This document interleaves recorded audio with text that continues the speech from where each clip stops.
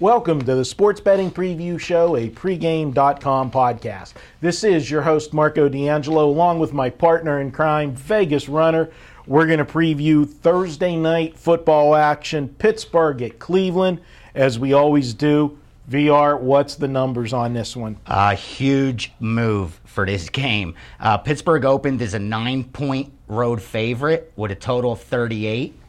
As of this morning, Pittsburgh's minus 10, but the total's all the way down to 34. And public's expected to bet the over in this game. And so far, although the public waits till later in the week, any wagers they have been taken, from what I've been told, have come in on the over. Well, I can't argue with that, but one thing that I will tell you with this total coming down, the East Coast has had bad weather. It's the weather, and I checked, 20 degrees. Well, that's a given in December. I lived in Philly, but 80% chance of snow. Yeah, when you're playing in Cleveland, I know this series all too well. You got that lake effect. You can get a snowstorm come in at a drop of a hat. And them winds where throwing the ball becomes impossible. Coming you look off at it like, how did I bet the over? And they coming can't off even get the a first lake down till the third quarter. Well, I tell you what, where do we start in this game? The Pittsburgh Steelers. What's happened? That's why I think the side money will be split.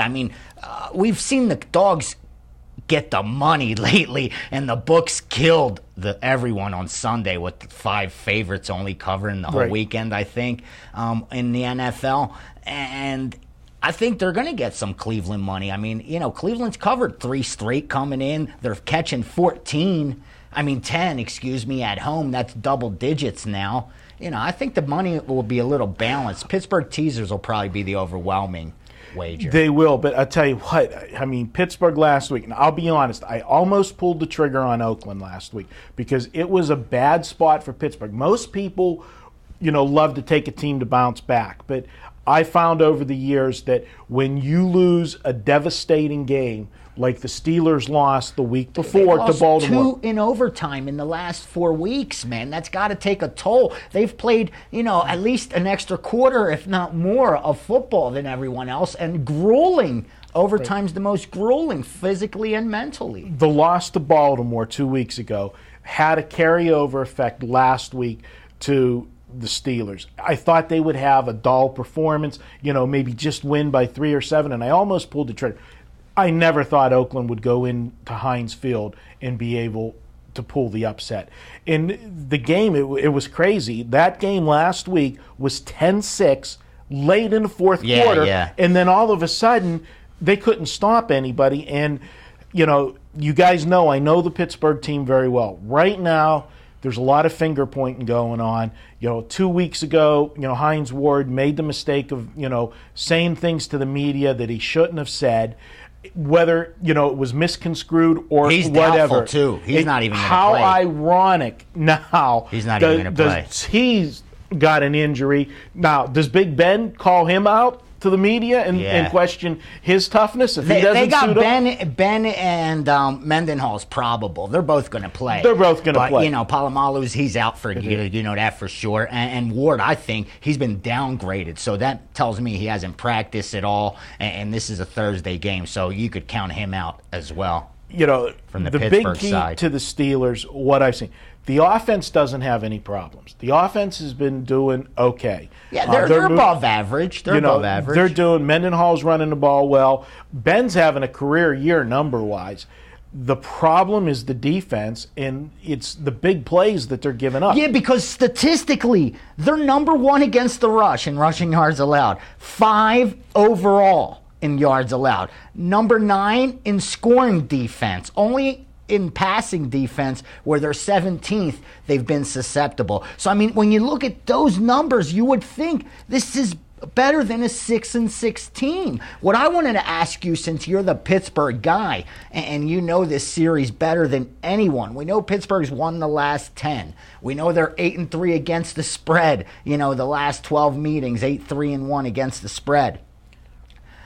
In the first meeting, Pittsburgh dominated. The score may have only been 27-14, but they dominated. 540 total yards, where Cleveland had 197 passing and rushing yards.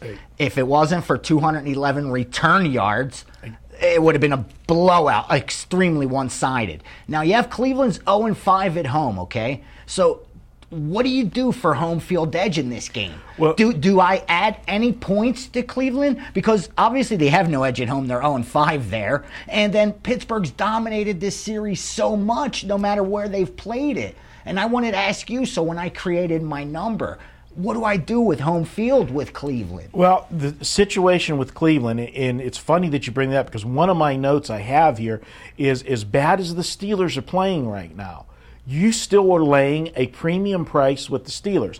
That game that you just talked about, they were minus 13.5 in Pittsburgh. Yeah. And now you've got them laying 10 on the road at Cleveland. Vegas is saying we're not giving Cleveland any points for the home future field. line in this game back in July when we knew Cleveland wouldn't be good. I didn't think they'd be one and whatever. Some people even thought they might be a surprise team, but I didn't think they would, and the odds makers didn't by their season over wins number. So obviously, they expected them to be bad. I think we expected Pittsburgh to be better than they are right now, Absolutely. for sure, at least record-wise. And the future line was only 5.5. 5.5. Wow. Back then.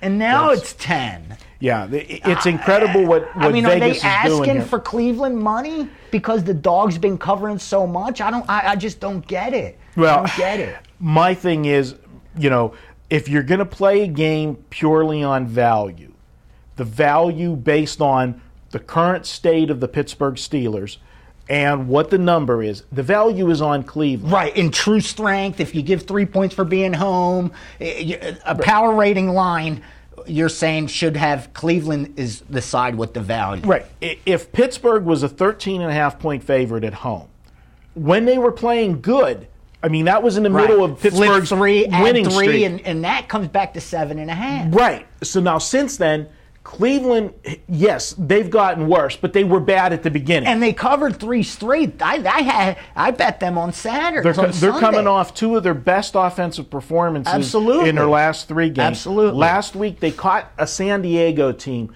that clearly was looking ahead to this week's game against Dallas. That's what I was thinking going into. So, don't get so excited about the Cleveland result last week, but you got to concern yourself with the Pittsburgh result. And the problem is communication on the secondary. What's happening with the big plays that they're giving up in the secondary, they miss Troy on the field. Not only the fact that when he's on the field, he's everywhere. I mean, he's blitzing, he's lining up different spots. And offenses are creating plays to get him out of the picture. Now what's happening is he's not that leader on the field where whenever they come out in a formation and you got to check off, the Steelers are missing their checkoffs, and guys are not picking up, whenever they're supposed to, pick up and help a guy in coverage. There's no leader out there. Right, and what's happening is one guy's coming up, biting on the run play. Instead, he's supposed to be dropping back and covering in the middle to give the outside safety help, and they're not doing that, and guys are wide open some of those passes That's what week. I loved about the old school Singletaries, Lawrence Taylors. They were like linebackers at quarterback position. Right. Like they were out there like they're doing what Peyton Manning was doing offensively. They're pointing, telling everybody where to check down. You're so right. Troy was that guy for the Steelers. So that's what's hurt. Obviously, I'm going to look hard at this game. I'm going to wait till Thursday as far as the injury Quinn's update. an upgrade, though. Derek Anderson, the first game, he quarterbacked. I know we're rushed for time. Derek Anderson quartered first. I think the Brady Quinn's an upgrade. Anderson, 2 touchdowns, 9 interceptions. Brady Quinn, 8 touchdowns, 5 interceptions. To me, that's a huge upgrade. I agree with you. I definitely say watch the weather Thursday. Check the weather before you bet this game. I'll give you a lock. It's going to be cold. We know that. Bet the under 30 degrees in Pittsburgh. Check the winds and check snow. And crosswinds are dangerous. This wraps up the Thursday game. We'll be back. We're going to preview 6 games for the weekend. This is Marco D'Angelo along with Vegas Runner Thanks for watching the Sports Betting Preview Show, a pregame.com podcast.